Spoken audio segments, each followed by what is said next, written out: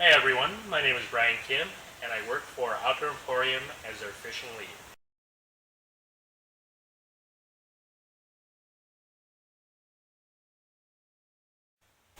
Another very popular way of catching crab, especially off a pier, is by using rings, like so.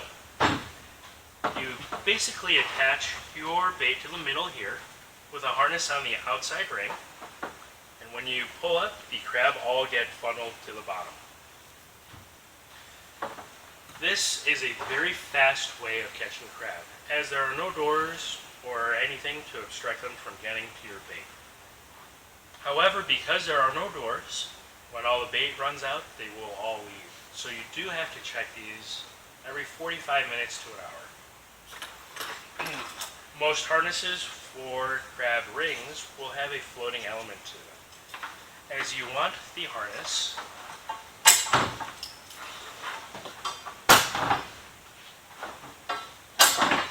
to float like so.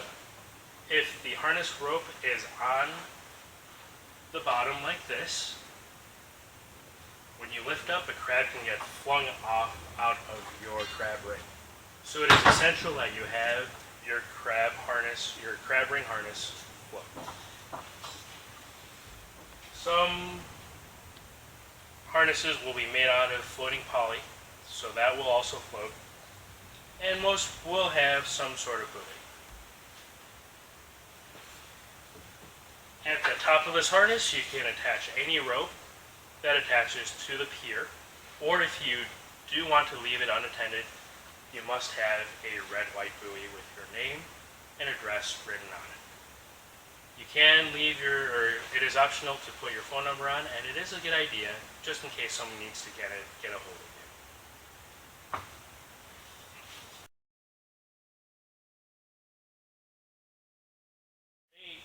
you. You can use many different things. You can use fish carcasses, whole fish, chicken, turkey, really anything, as they are scavengers, and anything that is on the bottom of the ocean, they will eat. There are different ways to keep your bait in your pot. There are rigid boxes like this, soft bags, soft plastic mesh, pouches, and bait pins. These can be used singly or in conjunction with each other. My personal favorite is to use a bait pouch like this in conjunction with a bait pin. I simply stuff a bunch of bait into the inside of here, and I also hook on a bunch of bait onto this bait pin. Both go inside my pot. The pouch will keep the bait a little bit longer, as the crab can't get to it as easily. However, with the bait pin, because they can get to this bait, they're going to be ripping and shredding it apart, spreading more particles into the water, attracting more crab. They also make a lot of noise, and crab can hear each other, so when they're making a big commotion in your pot, you're actually going to be attracting more crab that way as well. So a little tip, if you are dumping your pots back into the water, leave a couple crab in there. They'll start feeding on your bait again, and that commotion will attract more crab in. Optional items like this Procura crab and shrimp attractant oil do help. You can marinate your bait in this oil before you put it into your pot. It is not 100% necessary, but it does help.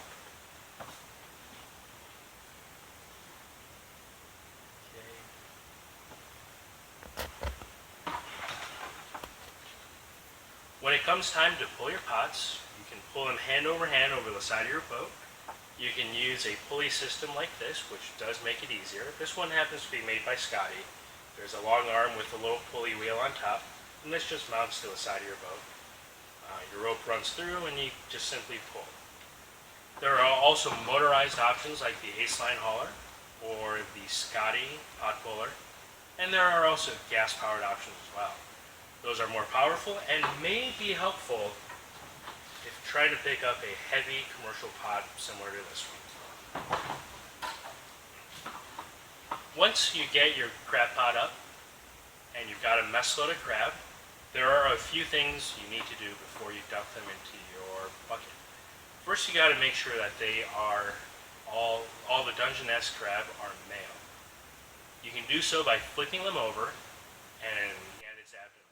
The males will have a narrow abdomen, while the females have a wider abdomen.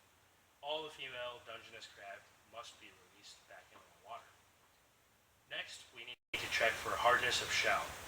We do that by simply pressing a leg by the body.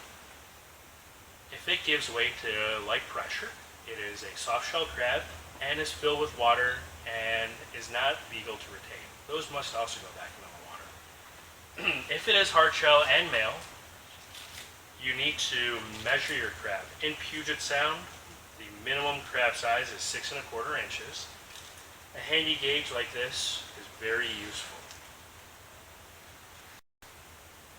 The measurement does not go from point to point, but rather just in front of the point, just in front of the points. If you do go from point to point and it is barely legal, you're actually going to be a ¼ inch too small.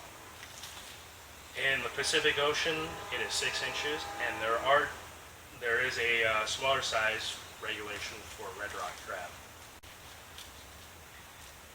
It is always a good idea to have multiples of these crab gauges, as they do tend to get lost.